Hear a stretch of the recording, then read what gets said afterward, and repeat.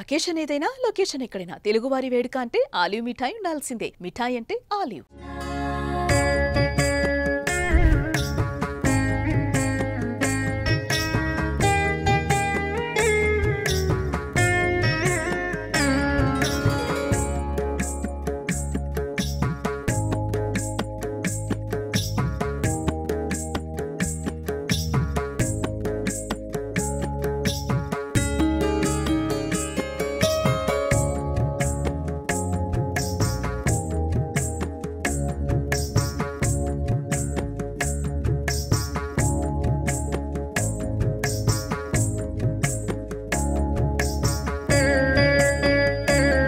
పుస్తకము చేతంబూనితి నీవు నా ఉల్లంబందున నిలిచి జృంభణముగా భుక్తులు సుశబ్దంబులు శోభిల్లం బల్కుము నాదు వాక్కునం సంప్రీతిం పుల్లాబ్జాక్షి Saraswati Bhagavati Purnendu బింబానన.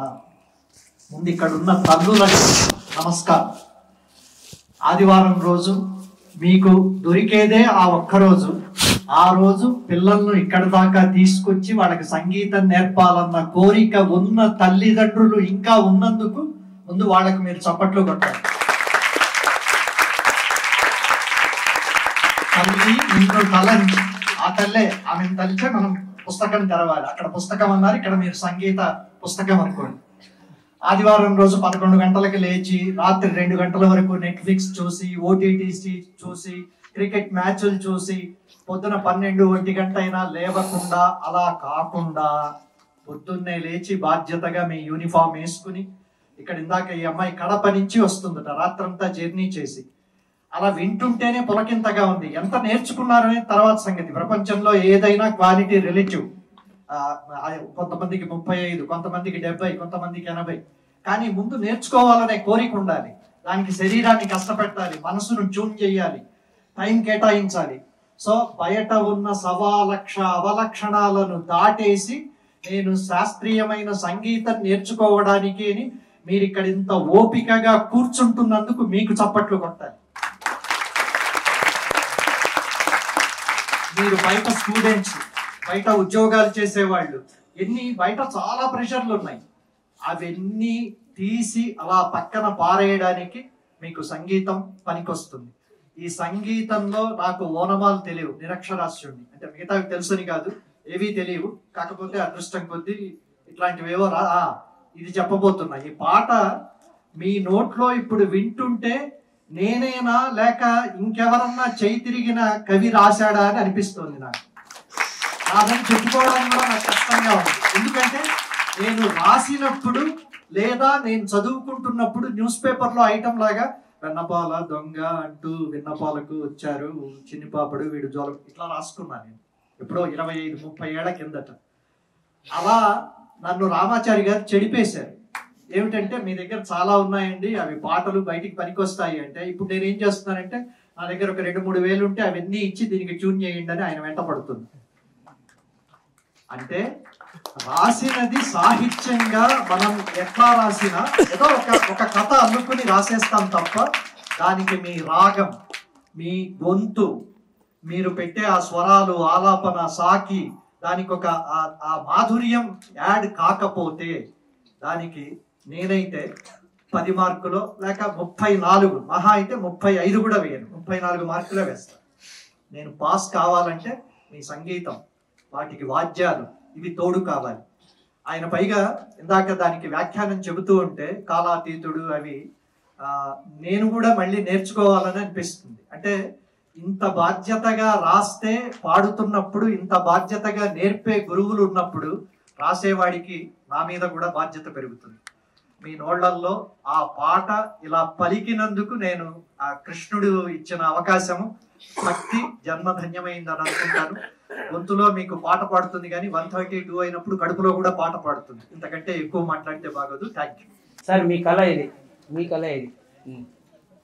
That is so true. Actually this was my dream. నేను గురుగారితో యాక్చువల్లీ లాస్ట్ ఇయర్ యాక్చువల్లీ ప్రగతి రిసార్ట్స్ లో సో వర్క్ షాప్ లో నేను కూడా పార్టిసిపేట్ చేసినప్పుడు అందరూ యాక్చువల్లీ చూసి I think we should have మనకి మన స్కూలు మనది అనేది ఉండాలని చెప్పి గురుగారితో మాట్లాడటం జరిగింది. దాని అంతరార్పణ ఈ రోజున అంతా చూస్తున్నాం. LMA యాక్చువల్గా నా అంటే చూస్తే ప్రపంచం అంతా చూస్తే ఇది ఒక బ్రాండ్ లాగా ఉంది అన్నమాట. LMA ఫ్యామిలీ, మీరు ఎక్కడికి వెళ్ళినా సరే మీ LMA ఫ్యామిలీ మీ వాళ్ళు మీకోసం స్వాగతం పలుకుతూ ఉంటారు. అది నిజంగా చాలా అదృష్టం. యాక్చువల్లీ మీరు you are not alone here. మీరు ఏ దేశం వెళ్ళినా సరే LMA ఫ్యామిలీ అని మీ గ్రూప్ లో పెట్టండి, మిమ్మల్ని they will invite and then you will be the part of their family. I'm so happy to see everybody here. అది నిజంగానే ఇందాక అన్నట్టు అంత పూర్వజన్మ సుకృతం. మాకంతా కూడా మేము చిన్నప్పుడు ఇలా మాకు ఎలాంటి అవకాశం దొరకలేదు, లేకపోతే మేము కూడా ఇలాగే మాస్టర్ గారు వీళ్ళంతా మధు గారు వీళ్ళ సాహిత్యం అంతా చూస్తుంటే నిజంగా I'm so happy to be share this stage along with this ఇలాంటి వాళ్ళతో. నేను చేసింది కూడా గురువు గారు జిమ్మే కాంతిలో పోసిన నూనెలో నేను ఒక బొట్టు లాంటి వాడిని. అంతకన్నా నేను I really want to do that. I'm so happy. నాకు అనిపిస్తుందంటే మీరు చాలా అదృష్టవంతులు. ఫస్ట్ హ్యాట్స్ ఆఫ్ పేరెంట్స్ కి, నిజంగా హ్యాట్స్ ఆఫ్. ఎందుకంటే ఇది మాత్రం దీన్ని ఒకటే మాట చెప్తాను, వీళ్ళ అందరూ చెప్పిందే అక్కడ అనుకుంటున్నాను. నేను అనుకునేది ఎంత బాగా ఎక్స్ప్రెస్ చేసి చెప్పారు. లాంగ్వేజ్ ఈజ్ సచ్, ఎంత అదృష్టం అని. కానీ ఒకటే మాట చెప్తాను, అందరినీ చూస్తే ఇక్కడ ఈ రోజు స్పెండ్ చేసిన ఈ కొంచెం టైంలో నాకు అనిపించింది మానవత్వం నిజంగా ఇంకా ఉందని. చాలా బయట అంతా ఎంత నెగిటివిటీ చూస్తాం కదా, ఎంతసేపు ఇది అది అని, అవన్నీ వదిలేసి ఇక్కడికి వచ్చి గంట సేపు కూర్చుంటేనండి నిజంగా అసలు మెడిటేషన్ అంటారు, యోగా అంటారు, ఎన్ని క్లాసెస్ ఎన్ని వెళ్తున్నావమ్మా, మీకు ఎవ్రీథింగ్ ఇక్కడ ఒక్క ఈ 2-3 గంటల్లోనే మీకు చిన్న కూర్చొని అసలు అందరినీ మమ్మల్ని అందరినీ చిన్న కూర్చోమని చెప్పి ఇలా బాస్కెట్ వేసి కూర్చోవటము, ఇలాగా సేమ్ యూనిఫైడ్ గా ఉండటము, ఏమి డిఫరెన్సెస్ లేకుండా నిజంగా అసలు అంటే నాకు వాళ్ళలాగా సాహిత్యంలో మాట్లాడటం చేత కాదు, అభిమాని అంతేనండి. నిజంగా మీ పక్కన కూర్చోవటం అనేది నేను అసలు I don't deserve it, but I got an opportunity and so thankful for. చెప్తున్నట్టు గురువు గారు ఇద్దరు సాహితీ మూర్తుల మధ్యలో కూర్చొని పెట్టి సాహితీ సైనికులు సాహసం చేస్తున్నారు. ముందుగా పిల్లలు మీకు అందరికీ అభినందనలు, ఆశీస్సులు. అమ్మలు నాన్నలు ఆ పిల్లలు తీసుకొని వచ్చి ఇటువంటి గురువు గారి దగ్గర ఈ సంగీతం నేర్పించే అవకాశం వాళ్ళు కలిగిస్తున్నారు. ఎవరు నువ్వు? మనోజ్ఞ అమ్మా, నువ్వు మనోజ్ఞానం, నువ్వు శ్రీవల్లి ఇక్కడ డాన్స్ వేసింది. శ్రీవల్లి గురువు గారు పిలిచిన వెంటనే వచ్చి చాలా మంది వేయగలరు.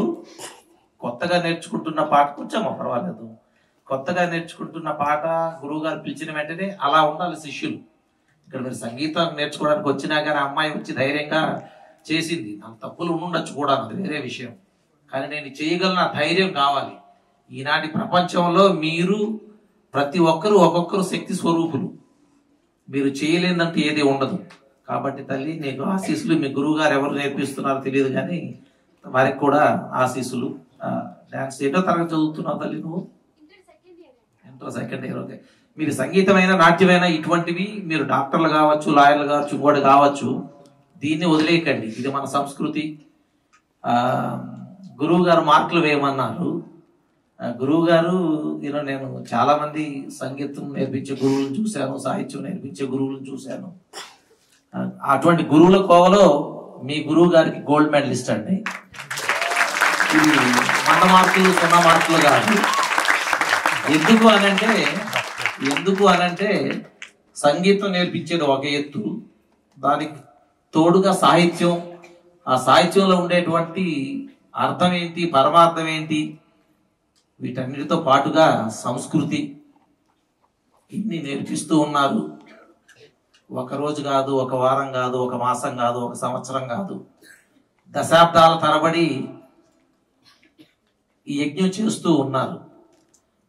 అటువంటి గురువులు అయ్యా మీరు గోల్డ్ మెడలిస్ట్ సార్. ఓకే, అవునా కాదా? ఆ సందేహం ఎప్పుడు ఉండవలసిన అవసరం లేదు. రామాచార్య గారు గురువు గారిని కలుసుకోవడం నాకు 10-15 సంవత్సరాల క్రితం అవకాశం కలిగింది. మొట్టమొదటిసారి అమెరికాకు వచ్చినప్పుడు నాకు 2 అమ్మాయిలు, ప్రణవి, జాహ్నవి.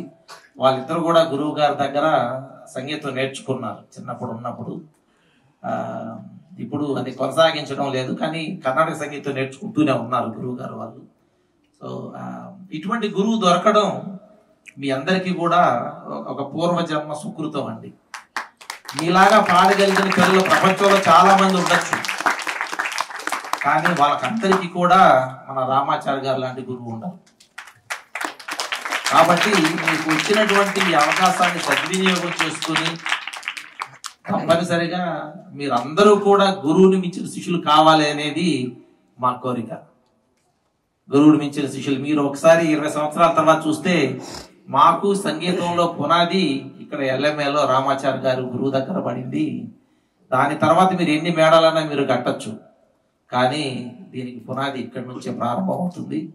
కాబట్టి ఈరోజు ఇక్కడ ఉండి నేను ఏదో ఒక అరగంట వచ్చి గురువు గారిని కలిసి ఆశీర్వాదం తీసుకుని వెళ్దామని వచ్చాను. కానీ అయ్యా మీరు చాలా మంచి పాట రాశారు, వింటూనే ఉన్నాం, చాలా బాగుంది, మిమ్మల్ని కలవడం చాలా ఆనందంగా ఉంది. గురువు గారు మీరు, అమ్మ సుజాత గారు ఎక్కడున్నారు? ఎక్కడున్నారు సుజాత గారు? ఎందుకంటే ఎల్ఎంఎల్ ఏమి జరగాలని 2 సంవత్సరాలుగా గురువు గారి పాత్ర ఎంత ఉందో గురు పత్నిగా సుజాత గారి పాత్ర కూడా అంతే ఉందండి. వాళ్ళ అమ్మాయి అబ్బాయి నేను కలవలేదు, కానీ కాకపోతే చాలా సంతోషం, చాలా సంతోషం. కానీ మీరు ఒక 4-5 సంవత్సరాల నుంచి లేదా 10 సంవత్సరాలు చూరుంటారు, కానీ మొట్టమొదటి రోజు నుంచి అమ్మా నాన్నలు చేస్తూ ఉన్నారు కాబట్టి ప్రథమ తాంబూలం వాళ్ళకే. మీకు ఇంకా భవిష్యత్తు ఉంది, మీరు ఇంకా చాలా చెయ్యాలి. అది అందుకున్నారు, చాలా సంతోషం. మేము అంటే ఇక్కడ నుంచి కొంతమంది ఆదిముత్యాలు లాంటి వాళ్ళు అక్కడికి అమెరికాకు వస్తూ ఉంటారు, గురువు శిష్యురాళ్ళు వాళ్ళు. మార్కులు వేయమన్నారు. తిరుపతి వెంకట కవులు అంటే మన అవధాన విద్యకి ఆద్యులు అనమాట. అవధానం అంటే ఏకాగ్రత, జ్ఞాపక శక్తి, ఆత్మవిశ్వాసము, అనేక అంశాల పట్ల జ్ఞానము, ఆద్యంతము, రసరంజితంగా, భావ కుంభితంగా కొన్ని కోట్ల మందిని ఏకకాలంలో రక్తిగట్టించే ఒక గొప్ప ప్రజ్ఞ. అది కేవలం ప్రపంచంలో తెలుగువారికి మాత్రమే దక్కిన ఒక గొప్ప కళ, దక్కిన గొప్ప విద్య, గొప్ప శక్తి. అంటే ప్రపంచంలో ఇందాక చెప్పారు, దైవం తర్వాత ఎవరు గొప్పవాడు అంటే మానవుడు అన్నారు. ఆ మానవుడికి ఉండేది, మానవుడు ఎందుకు గొప్పవాడంటే వాడికి ఉండే మేధ, తెలివి, జ్ఞానం. ఆ జ్ఞానానికి అతీతమైంది హ్యూమన్ మైండ్కి, హ్యూమన్ బ్రెయిన్కి ది బెస్ట్ ఎగ్జాంపుల్ ఏంటంటే అవధానం. ఆ అవధానంలో తిరుపతి వెంకట కవులు, కొప్పరప కవులు, వాళ్ళు శిఖరాయమానులు, వారే దానికి ఆద్యులు, పూజ్యులు అనమాట. అటువంటి తిరుపతి వెంకట కవుల్లో పెద్ద ఆయన చెల్లపల్లి వెంకట శాస్త్రి గారు, విశ్వనాథ సత్యనారాయణ గారికి, గుర్రం జాషువాకి చాలా మందికి ఆయన గురువు అనమాట. చాలా మంది ఉన్నారు. పింగళి వారు కూడా వారి శిష్యులు. ఆంధ్ర యూనివర్సిటీ తెలుగు విభాగం పింగళి లక్ష్మీకాంతం గారితోనే ప్రారంభమైంది. మొట్టమొదటగా తెలుగు చరిత్ర ఉస్మానియా విశ్వవిద్యాలయము, ఆంధ్ర యూనివర్సిటీ, ఉస్మానియా యూనివర్సిటీ రెండూ కూడా ఏ ఎకనామిక్స్ తోటో, కామర్స్ తోటో, ఫిజిక్స్ తోటో, ఇంగ్లీష్ తో మొదలవలేదు. తెలుగు హిస్టరీతో మొదలైనవి. అంత పెద్ద ఆంధ్ర యూనివర్సిటీ, ఇంత పెద్ద ఉస్మానియా యూనివర్సిటీ. దానికి మొట్టమొదటి అధిపతి ఆంధ్ర యూనివర్సిటీకి పింగళి లక్ష్మీకాంతం గారు. ఆయన్ని కట్టమంచి రామలింగారెడ్డి గారు ఆయన ఎక్కడో ఉంటే ఎత్తుక్కొని తీసుకొచ్చి బతులాడి ఆ పీఠంలో కూర్చోబెట్టారు. ఆయన కూడా తిరుపతి వెంకటకవులో పెద్ద ఆయన చెల్లపిల్ల వెంకట శాస్త్రి గారి శిష్యులు అనమాట. అయితే మార్కులు వేస్తారు కదా, అయితే చెల్లపిల్ల వెంకట శాస్త్రి గారు ఒకసారి చెప్పారట, నేను కూడా ఒకసారి మార్కులు వేస్తాను సరదాగా. సరే ఆయన ఒక సంవత్సరం పేపర్లు చెల్లపిల్ల వెంకట శాస్త్రి గారు దిద్దారు. ఒక్కరికో ఇద్దరికో 100కు 100 మార్కులు వేశారు చెల్లపిల్ల వెంకట శాస్త్రి గారు. మిగతా అందరికి 0లు వేశారు. అంటే ఆయన ఆశ్చర్యపోయాడు. పింగళి లక్ష్మీకాంత్ 0లు ఏంటండి, 35 పాస్ మార్కులు, 50 మార్కులు సెకండ్ క్లాసు, 60 మార్కులు ఫస్ట్ క్లాసు, 70 డిస్టింక్షన్, ఇలా ఉంటాయి మా విధానంలో. అంటే చెల్లపిల్ల గారు చెప్పిన సమాధానం ఏంటంటే, జ్ఞానం సంపూర్ణంగా ఉండాలి కానీ 10%, 5%, 0.5% హాఫ్ నాలెడ్జ్ ఉండకూడదు, సంపూర్ణమైన జ్ఞానం ఉండాలని. సంపూర్ణమైన జ్ఞానం ఉన్న ఒకరిద్దరికే 100 మార్కులు వేశారు, మిగతా వాళ్ళందరికీ 0లు వేశారు. ఈ రోజు మీకు ఇంత శ్రద్ధగా నేర్చుకుంటారు, మీకు 100కు 100 మార్కులు వేయాలి. ఇంత గొప్పగా చెబుతున్న రామాచారి గారికి 100కు 100 మార్కులు వేయాలి. అది మార్కులు. ఇంత కేవలం ఇక్కడ సినిమా పాటలు పాడాలి, ఇంకా సెలబ్రిటీలు అవ్వాలి అనే ఉద్దేశం, సంకల్పం మంచిదే. కేవలం అది ఒక్కటే కాదు, దాన్ని ఏమిగా పెట్టుకొని మనం సంగీతము, సాహిత్యము, భాష, సంస్కారము, జ్ఞానము, ఒక ఆల్రౌండ్ డెవలప్మెంట్ కావాల్సిన లక్షణాలన్నీ కూడా ఇక్కడ నేర్చుకుంటున్నారు. ఇదంతా పెద్ద బోనస్ అని చెప్పాలి. ఇలాంటి విధానం నేను చాలా అనేక యూనివర్సిటీలో తిరిగాను. ఒక పాత్రికేయుడిగా ఎన్నో వార్తలు కవర్ చేశాము, కథనాలు ఇచ్చాము. ఇది ఇలాంటి విశ్వవిద్యాలయాలు ఎన్ని పెరిగితే అంత మంచిది. విశ్వవిద్యాలయమైన మాట వచ్చింది, ఇది విశ్వవ్యాప్తమైన విద్యాలయం ఇది రామాచారి గారిది. ఇది విశ్వవిద్యాలయం కూడా త్వరలో అవుతుంది, అవ్వాలని మనం సంపూర్ణంగా కోరుకున్నాము. ఇలాంటి విద్యార్థులు ఈ జాతికి, ప్రపంచానికి అవసరం. ఇటువంటి గురువులు చాలా అవసరం. జర్నలిజంలో 35 ఏళ్ళ నుంచి ఉన్నాను. మాదైన పద్ధతిలో ఒక మంచి కథనాన్ని ఇచ్చే ప్రయత్నంలో భాగంగా ఈరోజు వారు ఆహ్వానించారు, వచ్చారు. నమస్కారం. ఈ పాట గురించి 2 ముక్కలు. ఇక పాట గురించి మధు గారు రాశారు. మధు గారు కూడా నా చాలా ఆత్మీయులు. బోధరాజు రాధాకృష్ణ గారని మాకు ఆయన బంధువులు అవుతారు. ఈనాడు స్కూల్ ఆఫ్ జర్నలిజంకి ఆయనే మొట్టమొదటి ప్రిన్సిపాల్. అంటే ఒక వార్త ఎలా రాయాలి, ఎలా రాయకూడదు, ఒక పదం ఎలా ఉండాలి, ఎలా ఉండకూడదు, ఎలా ఒక వాక్యం ఎలా ఉండాలి, ఎలా ఉండకూడదు, ఒక హెడ్డింగ్ ఎలా పెట్టాలి, వీటన్నిటిలో కూడా పరిశోధన చేసి ఒక మధు లాంటి గొప్ప గొప్ప సుశిక్షితులైన అక్షర సైనికులను తయారు చేసిన వారు బోధరాజు రాధాకృష్ణ. అటువంటి అక్షర సైనికుల దగ్గర మధు గారు నేర్చుకున్నారు. వారి తండ్రి గారు అవధాని, వాళ్ళ తాతగారు అవధాని. అటు తాత తండ్రుల నుంచి వచ్చిన అవధాన ప్రజ్ఞ, ఆ సంస్కారము, బోధరాజు రాధాకృష్ణ గారి దగ్గర నేర్చుకున్న అక్షర శిక్ష, ఆయన పొందిన అక్షర శిక్షణ, ఇవన్నీ కూడా కలిస్తే ఎలా ఉంటుందంటే ఈ పాటలాగా ఉంటుంది. రామాచారి గారి సంగీత ప్రజ్ఞ ఎలా ఉంటుందంటే ఇప్పుడు ఆసుగా వాళ్ళు కంపోజ్ చేశారు. ఇది ఆయన యొక్క ప్రజ్ఞ. వాగ్గేయకారులు అంటే వాక్కు గేయము ఏకకాలంలో వస్తే వాళ్ళ వాగ్గేయకారులు. త్యాగయ్య, అన్నమయ్య వాళ్ళందరూ కూడా పాట రాసి తర్వాత సంగీతము, తాళాలు, లెక్కలు వేసుకుని వాళ్ళు చేయలేదు. వాళ్ళు ఆసుగా ఏకకాలంలో వాక్కు గేయము ఏకకాలంలో వచ్చిన వాళ్ళందరూ వాగ్గేయకారులు. ఆ వాగ్గేయకార స్వరూపాన్ని కూడా ఇక్కడ ఈ పాట ద్వారా ఈరోజు రామాచారి గారు చూపించారు. మధు గారు అద్భుతంగా రాశారు, అంతే అద్భుతంగా రామాచారి గారు కంపోజ్ చేశారు. మీరు కూడా అంతే వేగంగా దాన్ని గ్రహించి సాహిత్యాన్ని, దాని భావాన్ని, దాని అర్థాన్ని, దాని రసాన్ని మొత్తాన్ని మీరు అర్థం చేసుకొని మీరు కూడా చాలా దాన్ని సొంతం చేసుకొని పాడారు. మీరు ఇలాగే వెళ్ళండి. అది ఎకనామిక్స్ అయినా, మ్యాథమెటిక్స్ అయినా, ఫిజిక్స్ అయినా, కెమిస్ట్రీ అయినా, ఎక్కడైనా కానీ మీకు 100కు 100% మార్కులు ఉంటాయి. సంపూర్ణమైన గురువు దగ్గర సంపూర్ణమైన విద్య నేర్చుకోండి. దాత్రి మధు గారు ఆయన ఇప్పటి నుంచో జర్నలిజంలో ఉన్నారు, మీడియాలో ఉన్నారు, సమాంతరంగా కూడా ఉన్నారు మీడియాకు. వాళ్ళ ఇంటి నుంచి వచ్చిన వాత్సల్యము, ఆ వారసత్వము, దానివల్ల ఆ పాట అద్భుతంగా రాసి కృష్ణార్పణం అంటారు కదా, మీరు శంకరాభరణం చివరిలో అన్నారు. అలాగే రాబమ్మ మహాలక్ష్మి ఉంది కదా, చివరిలో కృష్ణార్పణం అంటారు సినిమాలు. అలాగే చివరిలో కృష్ణార్పణం అనొచ్చు మనం. అలా ఉంది అది. ఆ పాట కూడా గుర్తుకొచ్చింది. మీ అందరికీ ధన్యవాదాలు. రామాచారి గారికి ధన్యవాదాలు. సో మహాశర్మ గారు మీకు ధన్యవాదాలు. ఇందాక వాగ్గేయకారులు అన్నారు. వాగ్గేయకారులు అంటే ఏంటంటే వాళ్ళే పాట రచించి, వాళ్ళే స్వరపరిచి, వాళ్ళే పాడేవాళ్ళు. ఇలా వాగ్గేయకారుల వరుసలో నేను ఇంకొకరిని కూడా చేరుస్తాను. శాస్త్రీయ సంగీతంలోనే కాదు, జానపద సంగీతంలో కూడా వాగ్గేయకారులు ఉన్నారు. ఇప్పుడు జానపద పాటలు మనం వింటాము, గోరేటెంకన్న గారు లాంటి వాళ్ళు. వాళ్ళే రాస్తారు, వాళ్ళే స్వరపరుస్తారు, వాళ్ళే పాడతారు. గదరన్న, ఇంకా చాలామంది జానపద కళాకారులు. మా ఊర్లో ఒక ఆవిడ బతుకమ్మ చెప్పేది, బతుకమ్మ పాట. మీరు నమ్మరు, ఆశువుగా ఒక స్టోరీని అల్లుకుంటే చెప్పుకుంటూ వెళ్ళిపోయేది ఆమె. వాళ్ళు కూడా వాగ్గేయకారులే.